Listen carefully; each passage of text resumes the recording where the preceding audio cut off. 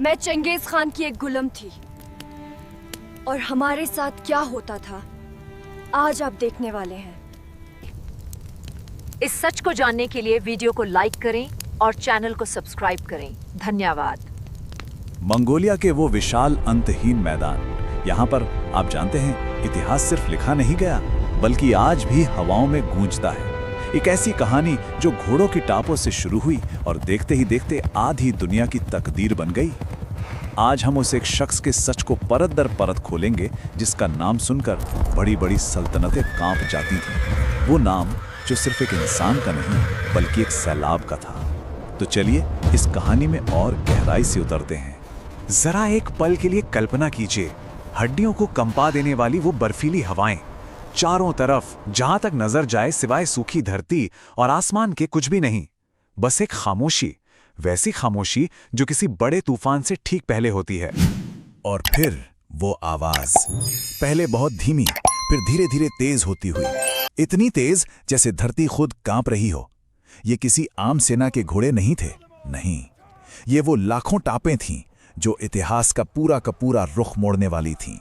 देखिए, इतिहास में विजेता तो बहुत हुए हैं जिन्होंने अपनी ताकत से जमीनें जीती, लेकिन एक नाम ऐसा था जिसने जमीन से पहले लोगों के दिमाग पर कब्जा किया। उसका खौफ उसकी तलवार से भी ज्यादा तेज और घातक था, और वो नाम था चंगेज खान। पर एक बात समझनी होगी, चंगेज खान पैदा नहीं हुआ था, उसे बनाया गया था, हालात की भयंकर आग में तपाकर, धोखे और नफरत से तराशकर। ये कहानी शुरू होती है एक लड़के से जिसका नाम था तेमुजिन। साल 1162 में तेमुजिन का जन्म हुआ। वो सिर्फ 9 साल का था जब उसके पिता को दुश्मनों ने जहर देकर मार दिया। और जानते हैं क्या हुआ? जिस कबीले की सरदारी उसे मिलनी थी, उसी कबीले ने उसे और उसके परिवार को मरने के लिए वीराने में छोड़ दिया। वो भूख से तड़पा, उसने जंगली चूहे खाकर दिन गुजारे, और महज 14 साल की उम्र में सत्ता और जिंदा रहने की लड़ाई में उसने अपने ही सौतेले भाई को सिर्फ एक छोटी सी मछली के लिए मार डाला। ये घटनाएं बस मुश्किलें नहीं थी, ये वो हथौड़े थे जो उसके अंदर से इंसानियत की हर नर्म भावना को तोड़कर एक फौलादी शासक बना रहे थे। एक ऐसा इंसान जो सिर्फ हिसाब करना जानता था, बदला लेना जानता था। तो तेमुजिन की जवानी मुश्किलों से भरी थी, पर यही मुश्किलें उसका सबसे बड़ा हथियार भी बनी। उसने बिखरे हुए आपस में लड़ते मंगोल कबीलों को देखा और एक बात समझ गया कि इनकी सबसे बड़ी कमजोरी इनकी आपसी फूट ही है। और यहीं से उसने एक ऐसे सिस्टम की नींव रखी जो हजारों तलवारों से कहीं ज्यादा ताकतवर था। उस दौर में वफादारी का मतलब था खून का रिश्ता, अपने कबीले का साथ। लेकिन तेमुजिन ने सदियों पुराने नियम को उठाकर फेंक दिया। उसने एक क्रांतिकारी सिस्टम बनाया, मेरिट यानी काबिलियत। उसकी सेना में ऊंचा पद उसे मिलता था जो बहादुर और काबिल हो, ना कि उसे जिसके पिता कोई सरदार थे। सोचिए, इस एक बदलाव ने मंगोल समाज की नींव हिलाकर रख दी। अब उसकी सेना में वफादारी खून से नहीं बल्कि काबिलियत और सम्मान से तय हो रही थी।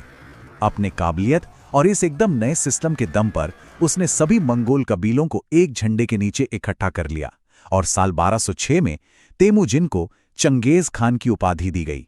इसका मतलब था समस्त संसार का शासक। और यहीं से मंगोल साम्राज्य का निर्माण आधिकारिक तौर पर शुरू हो गया।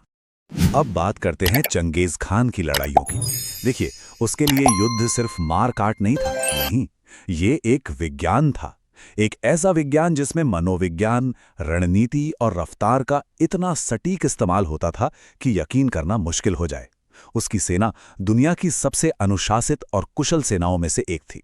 उसकी युद्ध नीति के 5 बड़े स्तंभ थे। पहला, बेजोड़ रफ्तार। हर सैनिक के पास 3 से 5 घोड़े होते थे, मतलब सेना बिना रुके हफ्तों तक सफर कर सकती थी। दूसरा, कंपोजिट बो, लकड़ी, सींग और रेशों से बना एक छोटा लेकिन बहुत ही शक्तिशाली धनुष, जिसे घोड़े की पीठ से भी एकदम सटीकता से चलाया जा सकता था।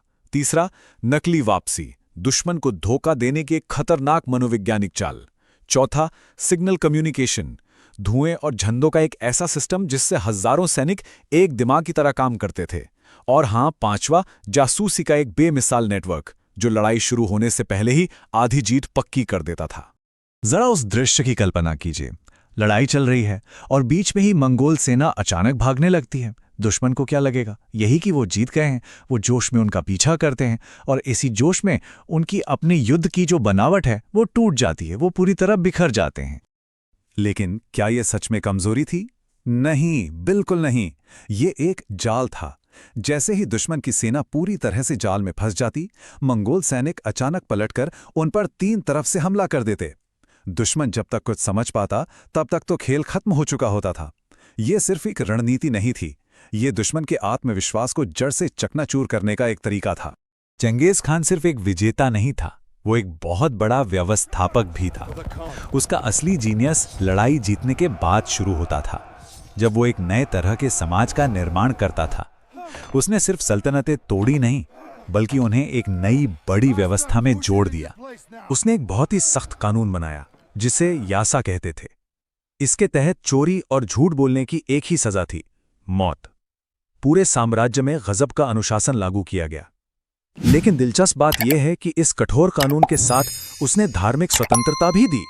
मतलब उसके साम्राज्य में मुसलमान, ईसाई, बौद्ध सभी को अपने अपने धर्म का पालन करने की पूरी आज़ादी थी।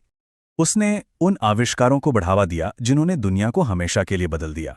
सदियों से जो असुरक्षित सिल्क रोड था, उसे इतना सुरक्षित बना दिया कि कहते थे कि एक अकेली लड़की सोने की थाली लेकर एक छोर से दूसरे छोर तक जा सकती थी।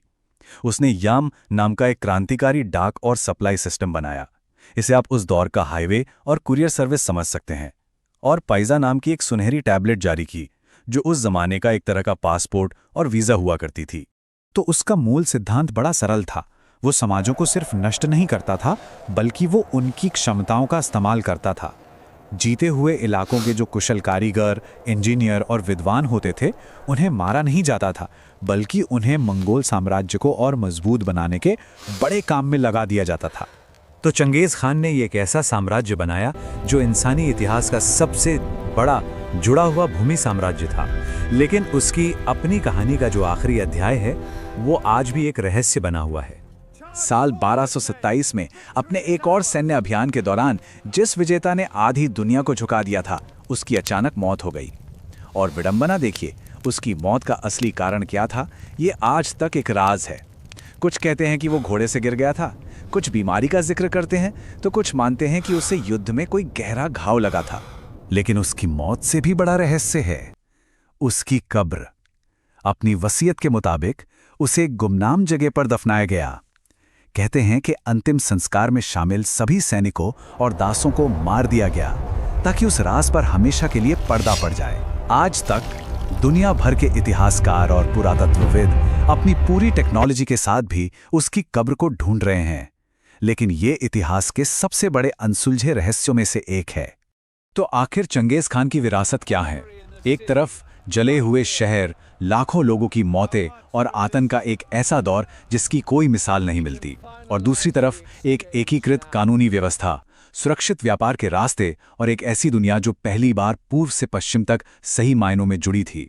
क्या वो एक क्रूर विनाशक था या फिर एक दूरदर्शी व्यवस्थापक? शायद सच इन दोनों के कहीं बीच में है। इतिहास में कुछ लोग दुनिया बदलते हैं, लेकिन कुछ नाम ऐसे भी होते हैं जो उस बदलाव की कीमत की हमेशा याद दिलाते हैं। चंगेज खान एक व्यक्ति नहीं, वो एक शक्ति था। एक ऐसी शक्ति जिसका नाम आज 800 साल बाद भी डर और आश्चर्य दोनों एक साथ पैदा करता है।